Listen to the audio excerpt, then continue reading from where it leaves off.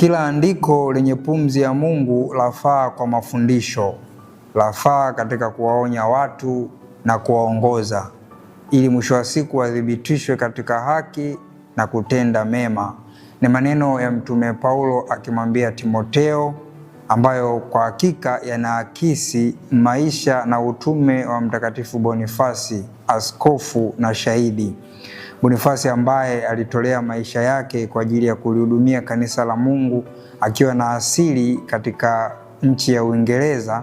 Mara baada ya kuwa askofu, alifanya utume wake katika nchi ya Ujerumani, na maeneo hayo kulikuwa na wapagani ama makabila ya washenzi, na hivyo yeye aliendelea katika kuwabidiisha na kuwaaminisha imani ya Kristo, akiwatumikia kwa moyo mkubwa na kuwabadilisha katika imani zao.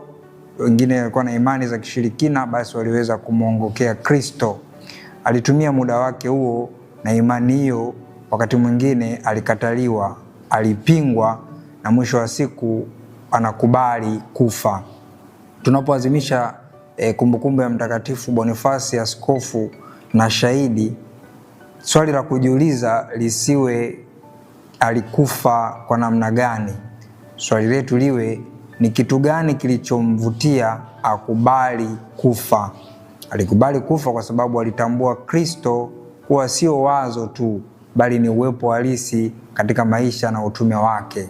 Hivyo unapokabiliana na upinzani, changamoto, kukataliwa, usikate tamaa, endelea kumtumainia Mungu.